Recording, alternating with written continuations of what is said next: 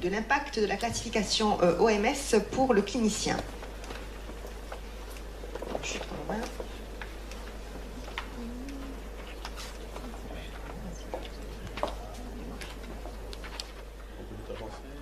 Alors, je vais vous parler des lymphomes B et des lymphomes T. Ça va être un peu dense, mais je vais surtout vous détailler ce qui me semble important pour vous. Donc, lorsqu'on regarde la classification OMS 2008 des lymphomes agressifs, on distingue d'une part les lymphomes B diffus à grande cellule ou DLBCL, le lymphome de Burkitt et deux classes qui étaient intermédiaires ou lymphome B inclassable, ceux qui présentaient des caractéristiques intermédiaires entre les DLBCL et le Hodgkin et ceux présentant des caractéristiques intermédiaires entre le DLBCL et le Burkitt.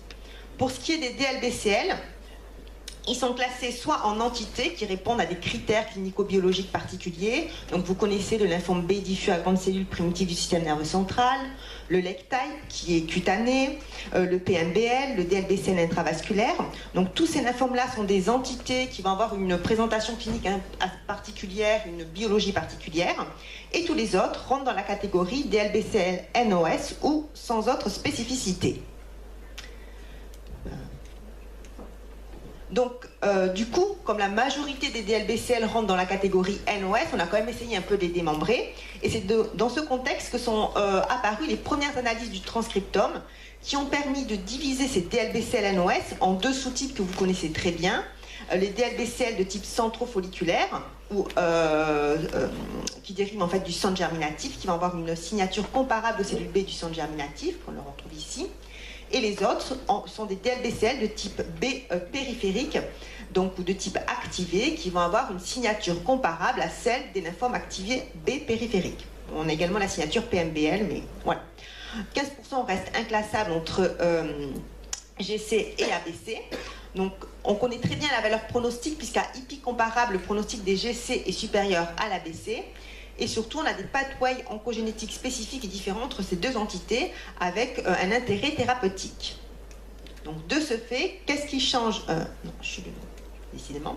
Qu'est-ce qui change en 2016 ? En 2016, maintenant, quand le clinicien vous répond, l'anapathe vous répond NOS, il est obligé de mettre dans sa conclusion si c'est un DLBCL NOS, GC ou non GC. Pour ce qui est des entités, c'est des petites variantes, je ne vais pas vous le détailler. Dans les lymphomes de Burkitt, évidemment, on a toujours le lymphome de Burkitt, mais une nouvelle entité qui est le lymphome de Burkitt-like avec aberration 11Q, donc très peu de cas décrits, mais qui se rapproche du lymphome de Burkitt. On a toujours l'entité inclassable, mais cette fois-ci, il n'y a plus que les inclassables entre DLBCL et Hodgkin. Et par contre, ceux qui étaient DLBCL inclassables, Burkitt, DLBCL ont disparu et deviennent les lymphomes B de haut grade. Donc soit ce sont des lymphomes B de haut grade avec un réarrangement de MYC, BCL2 et ou BCL6, donc les double hits ou triple hits. Et si ce n'est pas le cas, ce sont des lymphomes B de haut grade, NOS, sans autre spécificité. Donc là, c'est ce que je vous disais, pour les DLBCL, maintenant il est obligatoire de préciser dans son compte-rendu si c'est un DLBCL GC ou non GC. Pourquoi ? Car on a une reconnaissance d'une oncogénèse différente, avec des voies de signalisation et des pronostics différents entre ces deux sous-groupes. Donc les premières analyses de transcriptome ont été faites à partir, donc ce sont des analyses moléculaires, qui se font à partir de l'ARN extrait du tissu frais congelé. Donc c'est difficilement faisable et réalisable en routine diagnostique pour tous les laboratoires d'anapathe.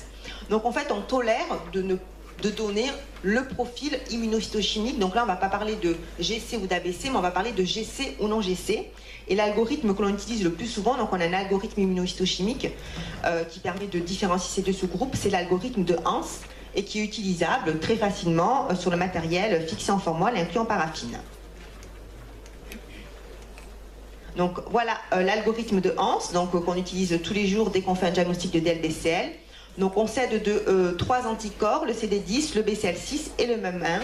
Et en fonction de ce qui est exprimé, on peut vous répondre GC, non GC. Parfois on vous répond qu'on ne peut pas le déterminer si aucune de ces protéines n'est exprimée par notre lymphome.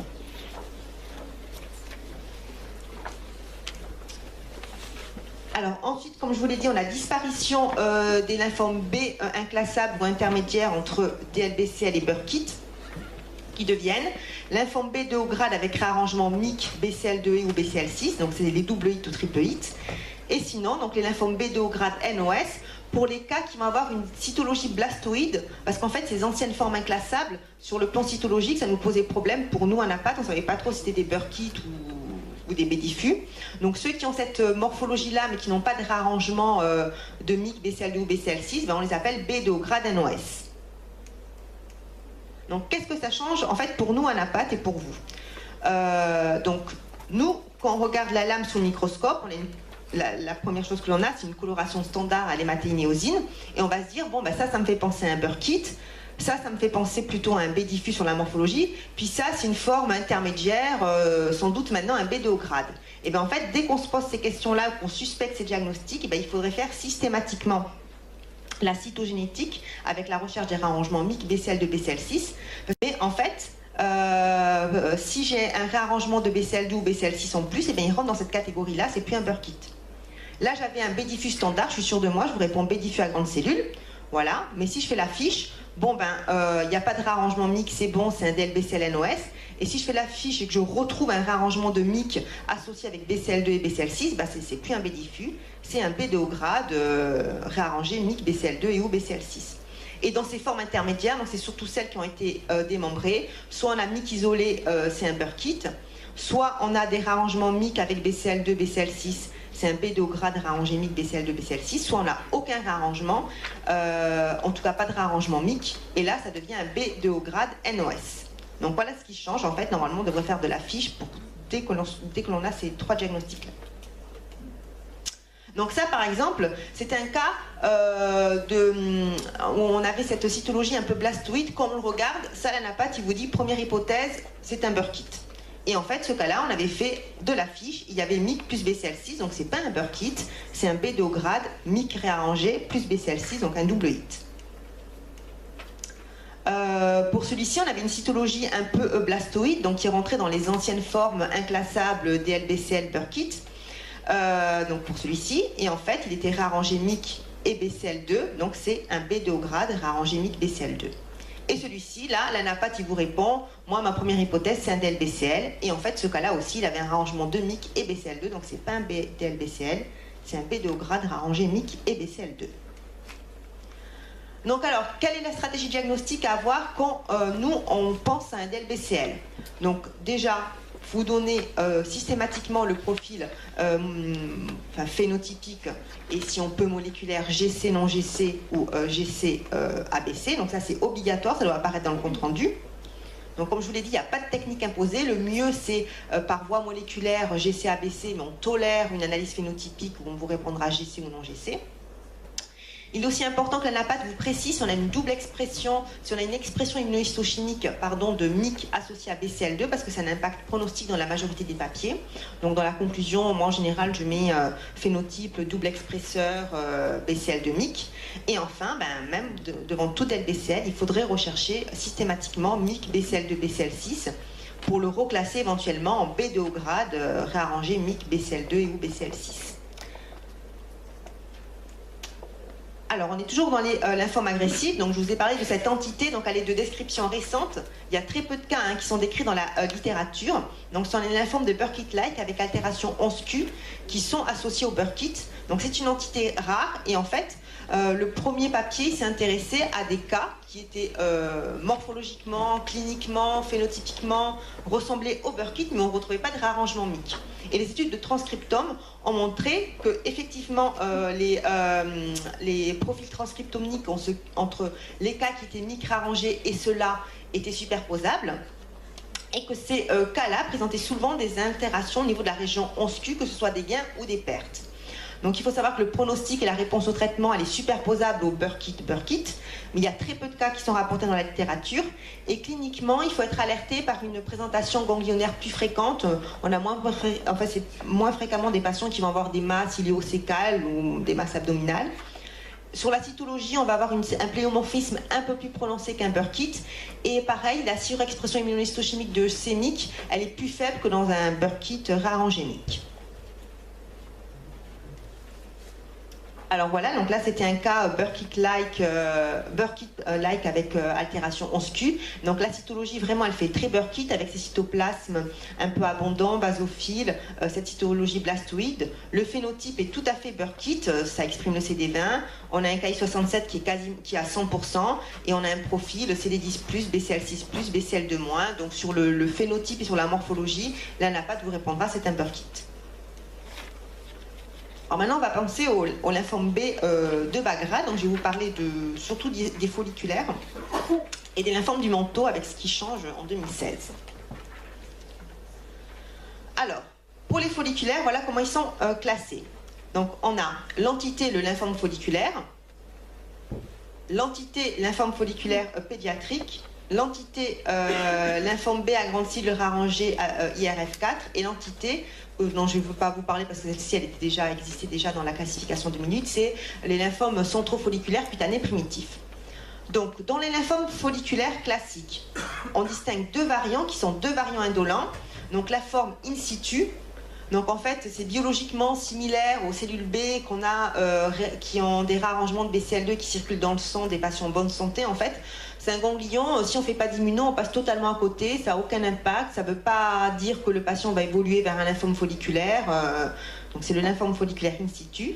Et vous avez le lymphome folliculaire duodénal, donc histologiquement, il est identique au ganglionnaire grade 1-2, donc il a la même morphologie, le même phénotype, il est réarrangé en BCL2, mais on a un excellent pronostic et en général, il faut s'abstenir de traiter ces patients-là, et voilà. Donc ça, ce sont des variants du lymphome folliculaire. Et on a deux entités qui apparaissent, donc le lymphome folliculaire pédiatrique, qui avant était un variant, mais maintenant c'est une entité bien définie, et celui-ci, le lymphome B à grande cellule avec réarrangement du gène IRF4, qu'il faut connaître parce que son nom peut faire un peu peur quand on voit écrit à grande cellule, il ne faut pas le confondre avec un B diffus. Alors le lymphome folliculaire pédiatrique, donc ça touche l'enfant et parfois l'adulte jeune, ça peut être décrit aussi chez l'adulte plus âgé. Donc cliniquement, c'est un ganglion isolé, surtout au niveau du cou. Donc la morphologie, ça peut faire un peu peur à la NAPAT parce que vraiment on a des gros follicules avec des macrophages à corps tingibles, une cytologie un peu blastoïde, donc ça peut un peu effrayer. Le phénotype, c'est le phénotype d'un follicule normal, CD10 BCL6, il n'y a pas d'expression de BCL2. Et en biologie moléculaire, donc il n'y a pas de réarrangement de BCL2, de BCL6, de MYC ou de IRF4. Par contre, on retrouve un clone B. Il y a des mutations qui ont été décrites au niveau du gène TNFRSF14 et du MAP2K1. Le pronostic, il est excellent, c'est une pathologie localisée et le traitement, c'est on enlève le ganglion et le patient est guéri. Alors, pour l'entité lymphome à grande cellule B avec réarrangement IRF4, au départ, quand on a décrit les lymphomes folliculaires pédiatriques, cette entité-là était rattachée au lymphome folliculaire pédiatrique. En fait, on s'est aperçu que c'est une entité à part.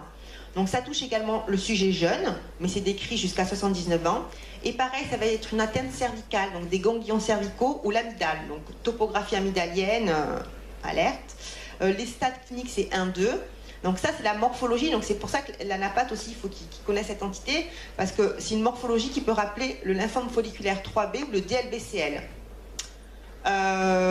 Donc le phénotype, je passe, et c'est surtout en fait le réarrangement du gène IRF4 qui est retrouvé dans plus de 50% des cas qu'il faut aller rechercher. Donc lorsqu'on va répondre B diffus dans une amygdale, que c'est quelque chose de localisé, il faut avoir le réflexe de penser à cette entité-là, surtout si un patient qui a un stade bas, et d'aller rechercher ce réarrangement-là. Et le diagnostic différentiel, c'est le lymphome folliculaire 3A, 3B associé au DLBCL. Donc le pronostic, il est favorable, meilleur que le DLBCL classique sous traitement par immunochimie. Donc voilà, là c'était un cas où on avait encore une forme nodulaire, mais on a ces gros follicules avec que des grandes cellules. Et là c'est l'expression du même 1, mais des fois on peut pas du tout avoir de follicules, vraiment des nappes diffuses de grandes cellules, et surtout qu'on est sur des biopsies à l'aiguille. Voilà, on peut vous répondre B diffus à grande cellule alors que c'est cette entité-là, donc il faut la connaître. Alors, pour les lymphomes du manteau, donc qu'est-ce qui change? C'est l'apparition maintenant, l'entité lymphome du manteau indolent leucémique, j'ai oublié. Alors, les lymphomes du manteau, dans la classification MS 2016, deux sous-types. Pourquoi? Parce qu'on a des caractéristiques clinico-pathologiques et des voies oncogéniques différentes. Donc, on distingue le lymphome du manteau classique, c'est celui que vous connaissez, donc avec sa présentation ganglionnaire, Et le lymphome du manteau leucémique indolent, donc c'est une présentation leucémique, extraganglionnaire, avec une atteinte de la moelle, du sang, parfois de la rate, évolution indolente. Alors, pour ce qui est de l'oncogénèse de ces deux entités, donc c'est le même précurseur. Donc c'est un précurseur.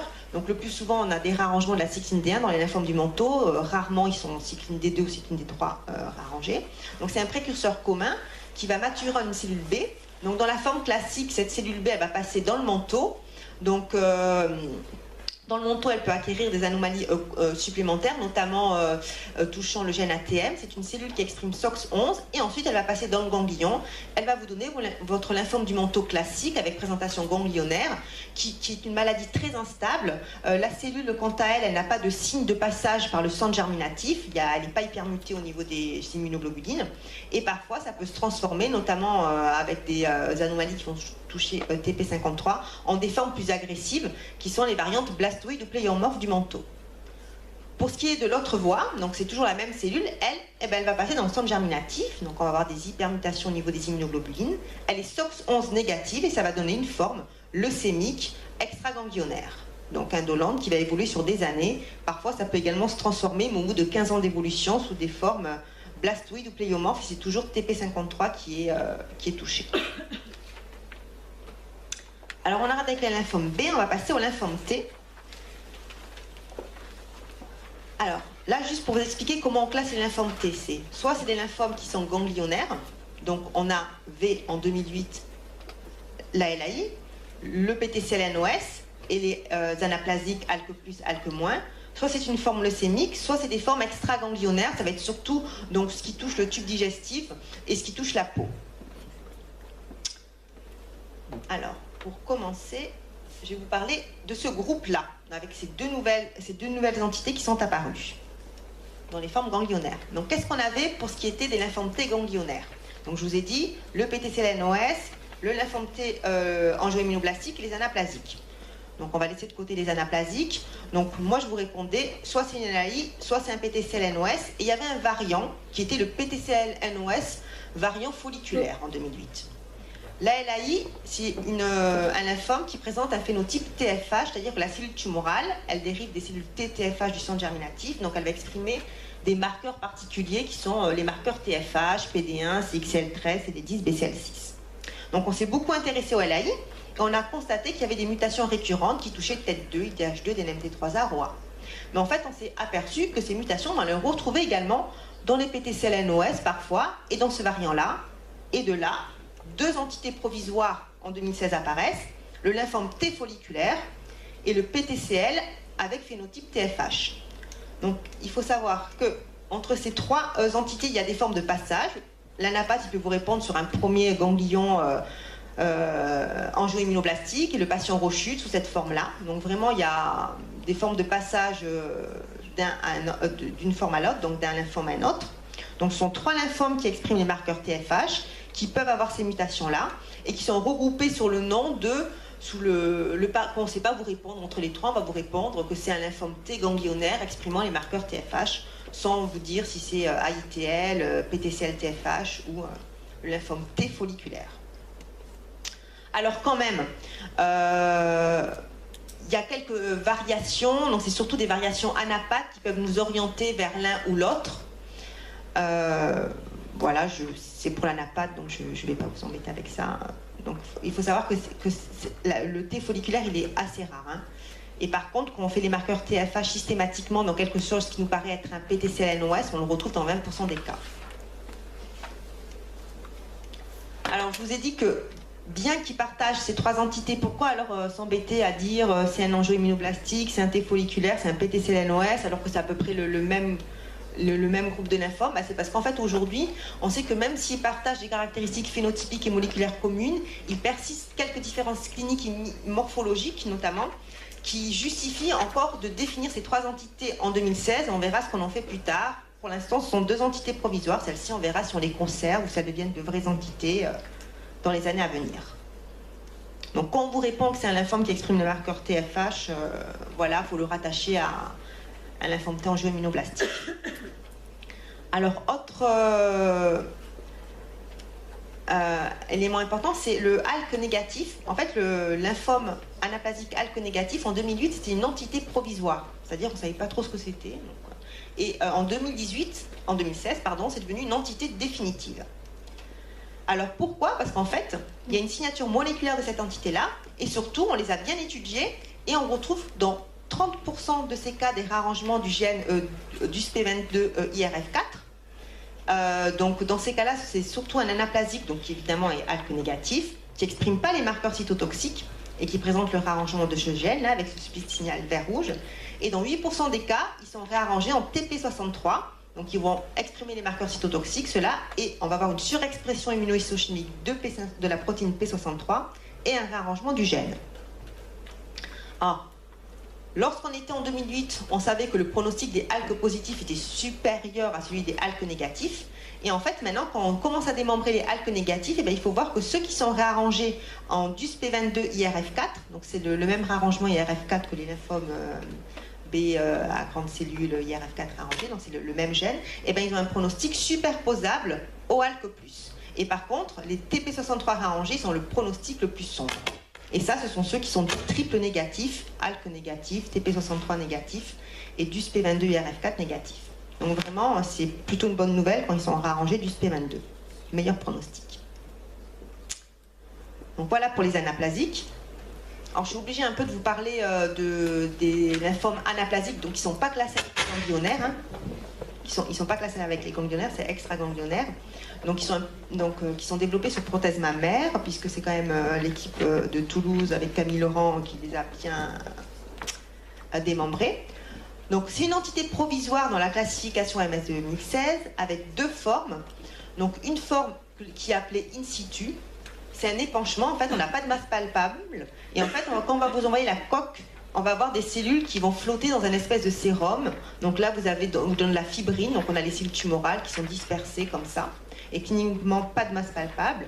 Et la forme qui est dite infiltrante, où là vraiment on va avoir une masse tumorale qui va infiltrer la capsule, qui va infiltrer le tissu mammaire, avec vraiment un infiltrat dense, et des cellules toujours avec cette morphologie anaplasique.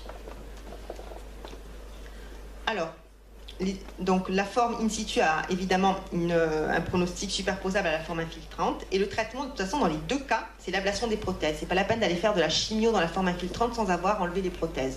Donc c'est l'ablation des prothèses, et on discute la chimiothérapie pour les formes infiltrantes. Et juste pour terminer, donc je vais vous parler donc là ce qui est en rouge et en bleu, ce sont les nouvelles entités qui sont soit définitives soit provisoires. Donc tout ce qui est, quand on vous dit lymphoprolifération, donc tout ce qui est indolent, que vous devez connaître, parce que voilà, qui peuvent vous poser problème. Donc il y a des lymphoproliférations T indolentes qui sont décrites dans la classification MS 2016. Donc il y a celle-ci, qui est la lymphoprolifération T indolente du tractus digestif. Et après il y en a des cutanées, donc c'est plutôt le dermatologue qui va les voir, mais parfois il peut vous l'adresser. Donc il y a la lymphoprolifération T acrale CD8+, et ensuite la lymphoprolifération T indolente à petites et moyennes cellules pléiomorphes. Donc deux entités cutanées, une entité digestive. Donc c'est surtout celle-ci qu'il faut connaître. Donc ça se présente, donc c'est une lymphoprolifération T CD8 plus indolente du tube digestif avec une atteinte digestive, côlon, œsophage, cavité orale. À l'imagerie, enfin à l'endoscopie, pardon, l'endoscopiste va retrouver plein de lésions polypolypes érythémateuses. Et l'image anapath, ça va être un infiltrat qui est superficiel, assez monotone, avec un Ki67 faible. Donc lorsque l'on fait des biopsies, nous on n'a pas la profondeur, donc il y a eu des faux diagnostics qui ont été faits de lymphome T associé aux entéropathies, les EATL. Donc c'est pour ça qu'il faut, quand vous avez une clinique qui ne va pas du tout avec un EATL et que votre anapathe il vous répond que c'est sans doute ça, faut penser à cette entité-là. Et si on vous répond lymphoprolifération indolente du tube digestif, il faut savoir que c'est quelque chose d'indolent, qu'il ne faut pas traiter. Par contre, les patients sont des maladies chroniques qui vont avoir tendance à rechuter, à récidiver sur leur infiltrat. Et les deux autres entités, donc, sont des entités cutanées. Donc on a la lymphoprolifération cutanée CD8+ acrale. Donc comme son nom l'indique, elle va toucher les extrémités, plante du pied, l'oreille, excellent pronostic. Et dans ces trois entités-là, c'est surtout le Ki-67 qui doit alerter, parce que dans un lymphome, le Ki-67 il est faible, donc c'est l'infoprolifération, c'est pour ça qu'on ne dit pas lymphome, on a un Ki-67 qui est faible, qui est inférieur à 10%. Et l'autre entité, c'est celle-ci. Donc parfois, le dermatologue vous l'adresse. Donc ce sont en général des lésions cutanées uniques, soit des plaques, soit des nodules tête et cou, mais qui peuvent récidiver, donc qui peuvent un peu faire peur. Mais c'est indolent. Le traitement, c'est l'exérèse chirurgicale et on s'abstient. La récidive est possible. Donc il faut connaître également cette entité. Donc c'est lymphoprolifération T cutanée, pléiomorphe à petites et moyennes cellules. Voilà. Donc c'est une entité définitive maintenant. Alors bon, là, c'était les questions que j'avais mis. Donc, le lymphome à grande cible avec réarrangement IRF4 est une nouvelle entité agressive de haut grade dans la nouvelle classification OMS 2016. Donc ça, c'est faux. Hein. C'est quelque chose qui n'est pas indolent, mais qui n'est pas de haut grade. Et pour ce qui est de la prise en charge de l'infoprolifération T indolente du tube digestif, repose-t-elle sur la chimiothérapie? Ça, c'est faux. Il y a des patients qui sont décédés parce qu'ils ont été traités, qui sont décédés de leur chimiothérapie dans le papier qui a décrit c'est l'infoprolifération. Donc, il faut s'abstenir quand on vous répond ça. Et quand vous avez une clinique qui ne va pas avec si votre anapathe vous répond ATL, bon, c'est dense, hein, mais